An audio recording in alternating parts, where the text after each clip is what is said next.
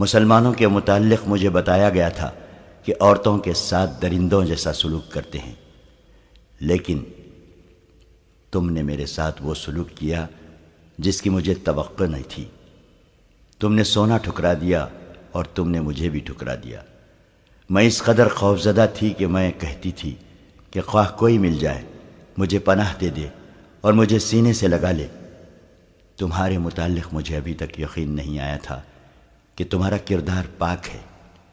مجھے یہ توقع تھی کہ رات کو تم مجھے پریشان کرو گے۔ میں خواب میں بھی مگر بچوں کا، حبشیوں اور آندھی کی دہشت دیکھتی رہی۔ میں ڈر کر اٹھی تو تم نے مجھے سینے سے لگا لیا اور بچوں کی طرح مجھے کہانیاں سنا کر میرا خوف دور کر دیا۔ اور جب رات گزر گئی تو میں نے جاگتے ہی تمہیں خدا کے آگے سجدے میں دیکھا۔ تم نے جب دعا کے لیے ہاتھ اٹھائے اور آنکھیں بند کر لی تھیں، اس وقت تمہارے چہرے پر مسرت، سکون اور نور تھا۔ میں اس شک میں پڑ گئی کہ تم انسان نہیں، فرشتہ ہو۔ کوئی انسان سونے اور مجھ جیسی لڑکی سے منہ نہیں موڑ سکتا۔ میں نے تمہارے چہرے پر جو سکون اور مسرت دیکھی تھی، اس نے میرے آنسو نکال دیے۔ میں تم سے پوچھنا چاہتی تھی کہ یہ سکون تمہیں کس نے دیا ہے؟ میں تمہارے وجود سے اتنی متاثر ہوئی کہ میں نے تمہیں دھوکے میں رکھنا بہت بڑا گناہ سمجھا۔ میں تمہیں یہ کہنا چاہتی تھی کہ میں تمہیں اپنے متعلق ہر ایک بات بتا دوں، اس کے عوض مجھے یہ کردار اور یہ سکون دے دو، اور میرے دل سے وہ دہشت اتار دو جو مجھے بڑی ہی تلخ اذیت دے رہی ہے۔ مگر تم نے میری بات نہ سنی۔ تمہیں فرض عزیز تھا۔ اس نے احمد کمال کے دونوں ہاتھ پکڑ لیے اور کہا، تم شاید اسے بھی دھوکہ سمجھو، لیکن میرے دل کی بات سن لو۔ میں تم سے جدا نہیں ہو سکوں گی۔ میں نے کل تمہیں گناہ کی دعوت دیتے ہوئے کہا تھا کہ مجھے اپنی لونڈی سمجھو، مگر اب میں ساری عمر کے لیے تمہارے قدموں میں بیٹھی رہوں گی۔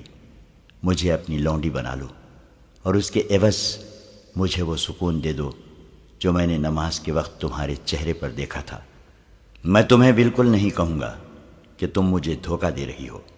احمد کمال نے کہا، میری مجبوری یہ ہے کہ میں اپنی قوم کو اور اپنی فوج کو دھوکہ نہیں دے سکتا۔ تم میرے پاس امانت ہو، میں خیانت نہیں کر سکتا۔ میں نے تمہارے ساتھ جو سلوک کیا وہ میرا فرض تھا۔ یہ فرض اس وقت ختم ہوگا جب میں تمہیں متعلقہ محکمے کے حوالے کر دوں گا، اور وہ مجھے حکم دے گا کہ احمد کمال تم واپس چلے جاؤ۔ وہ اسے دھوکہ نہیں دے رہی تھی۔ اس نے روتے ہوئے کہا، تمہارے حاکم جب مجھے سزائے موت دیں گے تو تم میرا ہاتھ پکڑے رکھنا۔ اب یہی ایک خواہش ہے، میں تمہیں ایسی بات نہیں کہوں گی کہ مجھے فلسطین پہنچا دو۔ میں تمہارے فرض کے راستے میں رکاوٹ نہیں بنوں گی۔ مجھے صرف اتنا کہہ دو کہ میں نے تمہارا پیار قبول کر لیا ہے۔ میں تمہیں یہ بھی نہیں کہوں گی کہ مجھے اپنی بیوی بنا لو، کیونکہ میں ایک ناپاک لڑکی ہوں۔ مجھے تربیت دینے والوں نے پتھر بنا دیا تھا۔ میں یہ بھی سمجھتی تھی کہ میرے اندر انسانی جذبات نہیں رہے، لیکن خدا نے مجھے بڑے ہی پرہول طریقے سے سمجھا دیا کہ انسان پتھر نہیں بن سکتا، اور وہ ایک نہ ایک دن مجبور ہو کر کسی سے پوچھتا ہے کہ سیدھا راستہ کون سا ہے۔ رات گزرتی جا رہی تھی اور وہ دونوں باتیں کرتے رہے۔ احمد کمال نے اس سے پوچھا، تم جیسی لڑکیوں کو ہمارے ملک میں بھیج کر ان سے کیا کام لیا جاتا ہے؟ بہت سے کام کرائے جاتے ہیں، لڑکی نے جواب دیا۔ بعض کو مسلمان عمرہ کے حرموں میں مسلمان کے روپ میں داخل کر دیا جاتا ہے، جہاں وہ تربیت کے مطابق عمرہ اور وزراء پر غالب آ جاتی ہیں۔ ان سے سلیبیوں کی پسند کے افراد کو عہدے دلاتی ہیں۔ جو حاکم سلیبیوں کے خلاف ہو اس کے خلاف کارروائیاں کراتی ہیں۔ مسلمان لڑکیاں اتنی چالاک نہیں ہوتی، انہیں اپنی خوبصورتی پر ناز ہوتا ہے۔ وہ حرموں کے لیے منتخب تو ہو جاتی ہیں، لیکن ایک عیسائی یا یہودی لڑکی انہیں بیکار کر کے اپنا غلام بنا لیتی ہے۔ اس وقت تک اسلامی حکومت کے امیروں اور وزیروں اور قلعہ داروں کی آدھی تعداد کے فیصلے میری قوم کے حق میں ہوتے ہیں۔ لڑکیوں کا ایک گروہ اور بھی ہے۔ یہ لڑکیاں اسلامی نام سے مسلمانوں کی بیویاں بن جاتی ہیں۔ ان کا کام یہ ہے کہ اچھے درجے کے مسلمان گھرانوں کی لڑکیوں کے دماغ اور کردار خراب کرتی ہیں، ان کے لڑکوں کو بدی کے راستے پر ڈالتی ہیں، اور شریف گھرانوں کی لڑکیاں اور لڑکوں کے معاشقے کراتی ہیں۔ مجھ جیسی سلیبی لڑکیاں چوری چھپے تمہارے ایسے حاکموں کے پاس آتی ہیں جو ہمارے ہاتھ میں کھیل رہے ہوتے ہیں۔ ان حاکموں کو سونے کے سکوں کی صورت میں معاوضہ ملتا رہتا ہے۔ وہ مجھ جیسی لڑکیوں کو حفاظت میں ایسے طریقے سے رکھتے ہیں جن سے ان پر ذرا سا شک بھی نہیں ہوتا۔ یہ لڑکیاں اعلیٰ درجے کے حاکموں کے درمیان رقابت اور غلط فہمیاں پیدا کرتی اور صلاح الدین ایوبی اور نور الدین زنگی کے خلاف ناپسندیدگی پیدا کرتی ہیں۔ مجھے 2 لڑکیوں کے ساتھ اسی کام کے لیے رجب کے حوالے کیا گیا تھا۔ وہ اسے صلیبیوں کی درپردہ کارروائیوں اور مسلمانوں کی ایمان فروشی کی تفصیل سناتی رہی۔ احمد کمال سنتا رہا۔ دوسرے دن سورج غروب ہونے سے بہت پہلے یہ قافلہ قاہرہ پہنچ گیا۔ احمد کمال علی بن سفیان کے پاس گیا اور اسے لڑکی کے متعلق تمام تر رپورٹ دے کر لڑکی اس کے حوالے کر دی۔ اس نے یہ بھی بتایا کہ رجب حبشیوں کے پاس ہے اور اس نے اس جگہ کو اڈا بنا رکھا ہے جہاں حبشی لڑکی کی قربانی دیا کرتے تھے۔ احمد کمال نے یہ بھی کہا کہ اگر اسے حکم دیا جائے تو وہ رجب کو زندہ یا مردہ وہاں سے لا سکتا ہے۔ علی بن سفیان نے ایسا حکم نہ دیا کیونکہ اس مقصد کے لیے اس کے پاس تربیت یافتہ فوجی تھے۔ احمد کمال نے وہ طریقہ بتا دیا جس سے رجب تک پہنچا جا سکتا تھا۔ اس نے یہ طریقہ لڑکی کی سنائی ہوئی باتوں کے مطابق سوچا تھا۔ علی بن سفیان پہلے ہی ایک پارٹی سوڈان بھیج چکا تھا۔ اس نے لڑکی سے تفتیش کرنے سے پہلے 4 نہایت ذہین کماندار بلائے اور انہیں احمد کمال کے حوالے کر کے حکم دیا کہ اس کے مطابق وہ سوڈان فوراً چلے جائیں اور رجب کو لانے کی کوشش کریں۔ اس نے احمد کمال کو واپسی سے پہلے آرام کے لیے بھیج دیا اور لڑکی کو اپنے پاس بلا لیا۔ لڑکی سے اس نے پہلا سوال کیا تو لڑکی نے جواب دیا کہ احمد کمال میرے سامنے بیٹھا رہے گا تو جو پوچھو گے بتا دوں گی، ورنہ زبان نہیں کھولوں گی، خواہ جلاد کے حوالے کر دو۔ علی بن سفیان نے احمد کمال کو بلا کر اس کے سامنے بٹھا دیا۔ لڑکی نے مسکرا کر بولنا شروع کر دیا۔ اس نے کچھ بھی نہ چھپایا اور آخر میں کہا، مجھے سزا دینی ہے تو میری ایک آخری خواہش پوری کر دو۔ میں احمد کمال کے ہاتھ سے مرنا چاہتی ہوں۔ اس نے تفصیل سے سنا دیا کہ وہ احمد کمال کی مرید کیوں بن گئی ہے۔ علی بن سفیان نے لڑکی کو قید میں ڈالنے کی بجائے احمد کمال کی تحویل میں رہنے دیا اور سلطان ایوبی کے پاس چلا گیا۔ اسے لڑکی کا سارا بیان سنایا۔ اس نے کہا، آپ کا معتمد فیض الفاطمی ہمارا دشمن ہے، لڑکیوں کو اس کے پاس آنا تھا۔ سلطان ایوبی کا فوری رد عمل یہ تھا، وہ جھوٹ بکتی ہے، تمہیں گمراہ کر رہی ہے۔ فیض الفاطمی ایسا حاکم نہیں۔ امیر محترم، آپ بھول گئے ہیں کہ وہ فاطمی ہیں۔ علی بن سفیان نے کہا، آپ شاید یہ بھی بھول گئے ہیں کہ فاطمی اور فدائیوں کا گہرا رشتہ ہے، یہ لوگ آپ کے وفادار ہو ہی نہیں سکتے۔ سلطان ایوبی گہری سوچ میں کھو گیا۔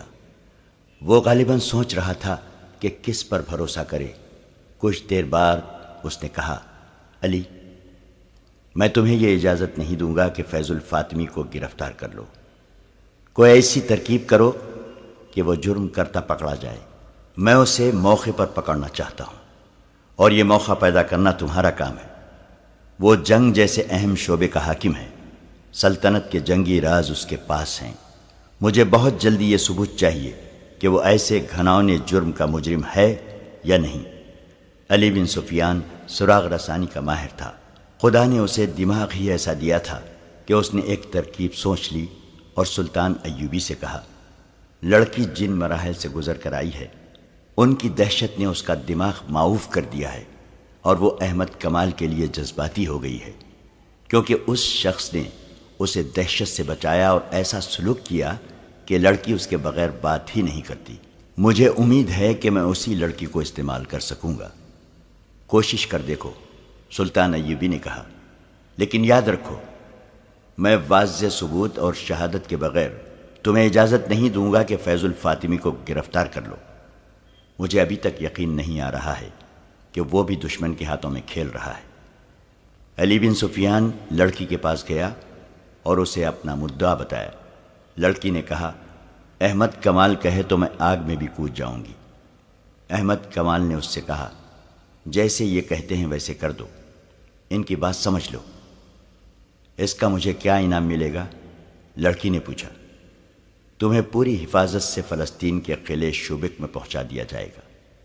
علی بن سفیان نے کہا، اور یہاں تمہیں پوری عزت سے رکھا جائے گا۔ نہیں، لڑکی نے کہا، یہ انعام بہت تھوڑا ہے، مجھے منہ مانگا انعام دو، میں اسلام قبول کر لوں گی اور احمد کمال میرے ساتھ شادی کر لے۔ احمد کمال نے صاف انکار کر دیا۔ علی بن سفیان اسے باہر لے گیا۔ احمد کمال نے کہا کہ یہ بے شک اسلام قبول کر لے، لیکن میں اسے پھر بھی اسلام کا دشمن سمجھوں گا۔ علی بن سفیان نے اس سے کہا، ملک اور قوم کی سلامتی کی خاطر تمہیں یہ قربانی دینی ہوگی۔ احمد کمال مان گیا۔ اس نے اندر جا کر لڑکی سے کہا، میں چونکہ تمہیں ابھی تک بے اعتبار لڑکی سمجھ رہا ہوں، اس لیے شادی سے انکار کیا ہے۔ اگر تم ثابت کر دو کہ تمہارے دل میں میرے مذہب کے لیے قربانی کا جذبہ ہے تو میں تمام عمر تمہارا غلام رہوں گا۔ لڑکی نے علی بن سفیان سے کہا، کہو مجھے کیا کرنا ہے، میں یہ بھی دیکھ لوں گی کہ مسلمان اپنے وعدے کے کتنے پکے ہوتے ہیں۔ میری ایک شرط یہ بھی ہے کہ احمد کمال میرے ساتھ رہے گا۔ علی بن سفیان نے اس کی یہ شرط بھی مان لی اور اپنے ایک اہلکار کو بلا کر احمد کمال اور لڑکی کے لیے رہائش کے انتظام کا حکم دے دیا۔ اس نے دروازہ بند کر لیا اور لڑکی کو احمد کمال کی موجودگی میں بتانے لگا کہ اسے کیا کرنا ہے۔ تیسرے دن علی بن سفیان کے بھیجے ہوئے آدمی حبشیوں کی اس مقدس جگہ پہنچ گئے جہاں سے لڑکیاں بھاگی تھیں اور جہاں رجب حبشیوں کا قیدی تھا۔ یہ 6 آدمی تھے اور سب اونٹوں پر سوار تھے۔ انہوں نے بھیس نہیں بدلا تھا، وہ مصری فوج کے لباس میں تھے۔ ان کے پاس برچھیاں، تیر کمان اور تلواریں تھیں۔ انہیں احمد کمال نے لڑکیوں کی رویداد سنا دی تھی۔ اس کے مطابق علی بن سفیان نے سارا طریقہ کار سمجھا دیا تھا۔ وہ پہاڑی خطے کے اندر گئے جسے پہاڑیوں نے قلعہ بنا رکھا تھا۔ ایک برچھی نہ جانے کہاں سے آئی اور ان کے سامنے زمین میں گڑ گئی۔ اس کا مطلب یہ تھا کہ رک جاؤ، تم گھیرے میں ہو۔ وہ رک گئے۔ حبشی پروہت سامنے آیا۔ اس کے ساتھ 3 حبشی تھے جن کے پاس برچھیاں تھیں۔ حبشی نے انہیں خبردار کیا کہ وہ اس کے چھپے ہوئے تیر اندازوں کی زد میں ہیں۔ اگر انہوں نے کوئی غلط حرکت کی تو ان میں سے کوئی بھی زندہ نہیں رہے گا۔ سب نے اپنے ہتھیار حبشیوں کے آگے پھینک دیے اور اونٹوں سے اتر آئے۔ ان کے قائد نے حبشی پروہت سے ہاتھ ملا کر کہا، ہم تمہارے دوست ہیں، محبت لے کے آئے ہیں، تمہاری محبت بھی لے جائیں گے۔ کیا تم نے تینوں لڑکیوں کی قربانی دے دی ہے؟ ہم نے کسی لڑکی کی قربانی نہیں دی، پروہت نے غصے سے جواب دیا۔ تم کیوں پوچھتے ہو؟ ہم مصری فوج کے باغی ہیں، جماعت کے قائد نے جواب دیا۔ ہم تمہاری اس فوج کے سپاہی ہیں جو مسلمانوں سے تمہارے دیوتا کی توہین کا انتقام لے گی۔ ہمیں تمہارے آدمیوں نے بتایا تھا کہ انہیں شکست اس لیے ہوئی ہے کہ لڑکی کی قربانی نہیں دی جا سکی۔ ہم رجب کے ساتھ تھے۔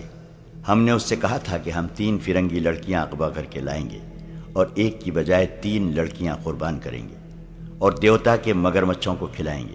ہم بڑی دور سے 3 لڑکیاں ورغلا کر اور بہت سے لالچ دے کر لے آئے تھے اور رجب کے حوالے کر دی تھی۔ وہ انہیں یہاں لے آیا تھا۔ ہم یہ دیکھنے آئے ہیں کہ لڑکیوں کی قربانی دی جا چکی ہے یا نہیں۔ حبشی پروہت دھوکے میں آ گیا۔ اس نے کہا، رجب نے ہمارے ساتھ کمینگی کی ہے۔ وہ لڑکیاں لے تو آیا ہے مگر اس کی نیت خراب ہو گئی تھی۔ اس نے لڑکیوں کو یہاں سے بھگا دیا، لیکن ہم نے انہیں نہیں بھاگنے دیا، اسے پوری سزا دے دی ہے۔ لڑکیاں ہمارے ہاتھ سے نکل گئی ہیں۔ کیا تم 2 لڑکیوں کا بندوبست کر سکتے ہو؟ دیوتاؤں کا قہر سخت ہوتا جا رہا ہے۔ ہم ضرور بندوبست کریں گے، قائد نے کہا۔ تھوڑے دنوں تک ہم 2 لڑکیاں لے آئیں گے۔ ہمیں رجب کے پاس لے چلو، ہم اس سے پوچھیں گے کہ لڑکیاں کہاں ہیں۔ حبشی پروہت سب کو اپنے ساتھ لے گیا۔ ایک جگہ مٹی کا ایک چوڑا اور گول برتن رکھا تھا جو ایسے ہی ایک برتن سے ڈھکا ہوا تھا۔ پروہت نے اوپر والا برتن اٹھا کر نیچے والے برتن میں ہاتھ ڈالا۔ جب اس نے ہاتھ باہر نکالا تو اس کے ہاتھ میں رجب کا سر تھا۔ چہرے کا ہر ایک نقش بالکل صحیح اور سلامت تھا۔ آنکھیں ادھ کھلی تھی، منہ بند تھا۔ یہ سر اور چہرہ گردن سے کٹ کر جسم سے الگ کیا گیا تھا۔ اس سے پانی ٹپک رہا تھا۔ یہ کوئی دوا تھی جس میں حبشیوں نے سر ڈالا ہوا تھا تاکہ خراب نہ ہو۔ پروہت نے کہا، اس کا جسم مگرمچھوں کو کھلا دیا گیا ہے۔ اس کے ساتھیوں کو ہم نے زندہ جھیل میں پھینک دیا تھا۔ مگرمچھ بھوکے تھے۔ اگر ہمیں یہ سر دے دو تو ہم اپنے تمام ساتھیوں کو دکھائیں گے۔ ایک نے کہا، اور انہیں بتائیں گے کہ جو انگوک کے دیوتا کی توہین کرے گا اس کا انجام یہ ہوگا۔ تم اس شرط پر لے جا سکتے ہو کہ کل سورج غروب ہونے سے پہلے واپس لے آؤ گے۔ پروہت نے کہا، یہ انگوک کے دیوتا کی ملکیت ہے۔ اگر واپس نہیں لاؤ گے تو تمہارا سر جسم سے جدا ہو جائے گا۔